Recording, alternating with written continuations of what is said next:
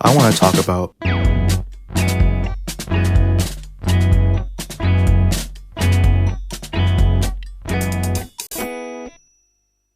I'm not want to be qualified as a reader.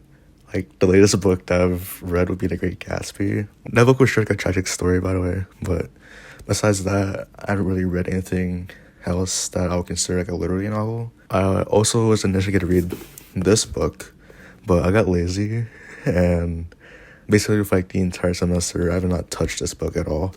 But with that said, there's one genre that I always go and read, and that's webcomics, more specifically manhwas. Now, I read my fair share of manhwas. If you don't know what they are, it's basically like Korean comics or something like that.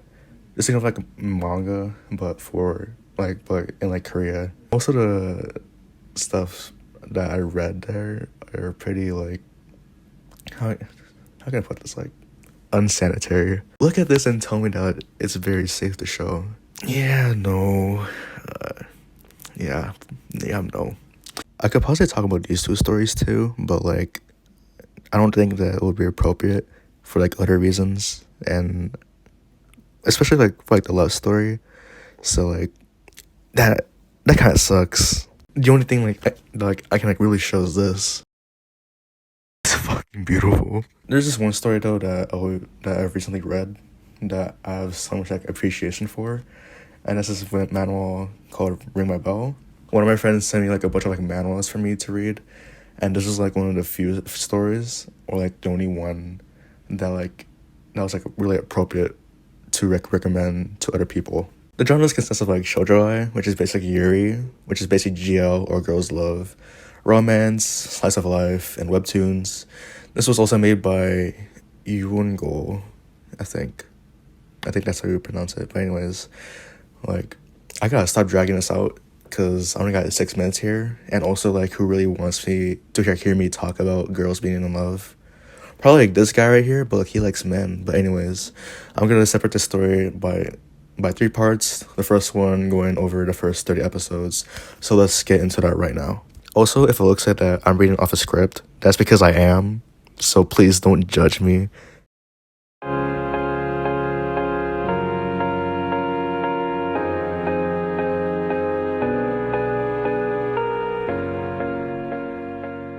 I started the story off with one of my main characters, my son, who has started her own little webcomic series and her blog. We also see her girlfriend at the time, who I still don't like the name of. She got like a random email from like a producer and like a popular webcomic company, and she wanted to give her a publishing deal. Ecstatic, she accepts the deal, goes to the interview, and gets the job. But then, when she gets back home, her girlfriend is outside the door, packed up, ready to move out. Reasons? I don't want to say, but she's a fucking bitch for that shit, man. As Mai's life starts to slowly spiral downwards, we then see our other main character, Lee Chung-young, who has the worst introduction to Mai by accidentally dropping an anti-LGBTQ flyer. Like, come on. We're suddenly surrounded by LGBTQ, now we must stop them?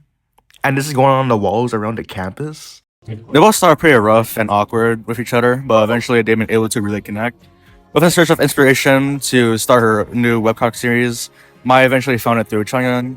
Mai has also been helping out with Chung-young's final project to her photography files. There's a specific section in the story that really shows the progression of the two neighbors, and that would be the trip to Sokcho, South Korea. I won't say much, but the chemistry between the two main characters at that point just makes me feel ecstatic. We also get the dynamic between Mai and her friend Suyo, which feels like a genuine friendship. Like, every interaction with each other, like, it's just so silly, and I love it. We also see the childhood friendship between Chung-young and Chanmi Park gradually dwindle. By this point, both of the main characters here both like each other, and it's almost like as if like nothing bad's gonna happen, right? Well, remember that bitchy ex that left Mai? Guess what? She's fucking back, and for what? To be back with Mai. And this fucking conflict like really affects like the fucking dynamic between the neighbors, as like they both become distant from each other. And like a whole lot happens between Mai and the moldy hair looking bitch.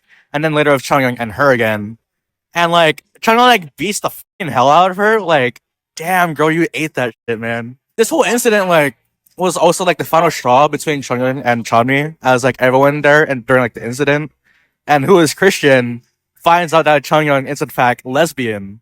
After that incident, though, our lovebirds eventually like make up with each other, and then Mai confesses, and now they're actually lovebirds. And things start to like repair around the end with like our newly couple going on dates. Changyoung and Chanmi make up, and both of the main characters are excited about the future of them. That's the first part. Was it that nice? Well, I gotta like immediately get to the second part.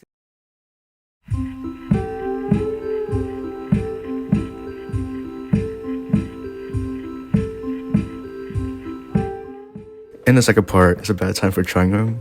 After the company she worked at went under and her rent became overpriced, Changyoung and Mai start to live together.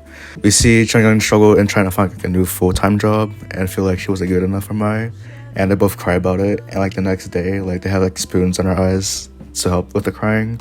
I don't know why I mentioned that, but I thought it was cute. But anyways, we also started to have like a little romance between Suhi and Chanmi, with Suhi have like a little crush on Chanmi. This would, however, turn into like a whole love triangle, I think, with like Suhi's part-timer Yoonjun Mai. Later, Mai celebrates Chanyoung's birthday, and guess what? She eventually got a job. However, there's a main problem. Her job is very, very far away from where that they usually live. And starting with a training thing for her job, Chanyoung packs her stuff before leaving Mai for 2 weeks. During her first day in the trip, she meets up with the assistant of the development team. I can't say her name, but I'll just call her Miss Choi. Apparently, like, she's a bit sus according to like this person. And like, I'm gonna pause for like a moment here and then like mention that like whoever's like adding like these like little memes or, like notes under like every episode for like, part 2, like it literally made like the whole experience better. And like whoever you are, like I love you so much. Now for a new job, Changyoung would have to constantly travel the train 3 hours from her work and then do her working hours and then come home at like a very late time. I guess to a point where Changyoung really has to like move out and become distant from Mai, which sucks, but it makes sense considering that like she can't really do like the same thing all day.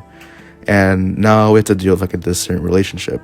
We also start to see like assistant Choi start to have like a crush on Changyoung, which could really damage like the relationship of our couple, which when reading this at first, like it made me worried that like the story would turn to like a bad direction. Now about the whole thing between Chanmi and Suhi.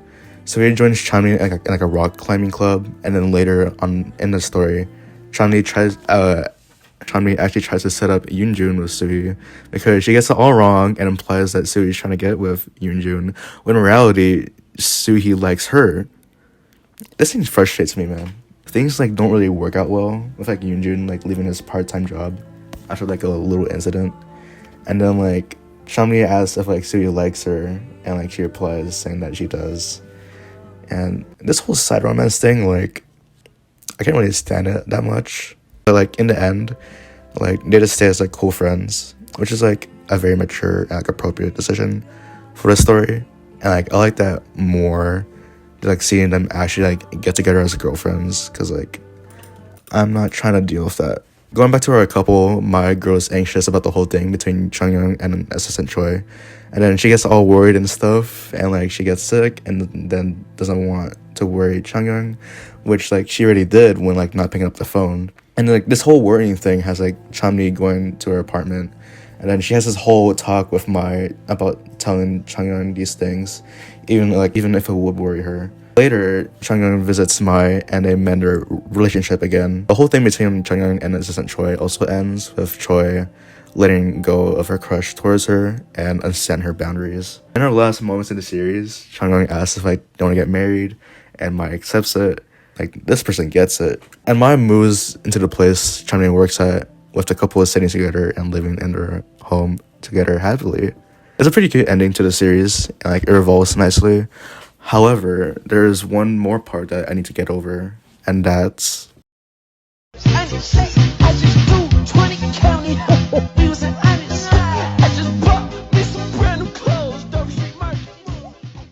we got ourselves a 4-part Christmas special. So for this Christmas, Changyoung suggests to Mai that they should have a Christmas party at their house, where they'll make some food, exchange some gifts, and watch a movie. We also have Chanmi ask Suhi for designing some decorations for Chanmi's Christmas festival at our church. I have a lot of funny moments in the special, which is something that I don't really go over, because like the comedy in this is like very great and like entertaining, and like it's like especially like a parent in the special.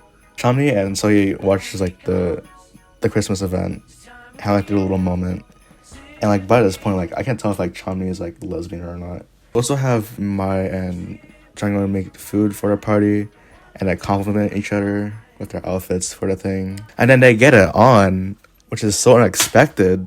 Like I did not need this at all. But at last, Suhi and Chomni collectively come to their party and they have a blast.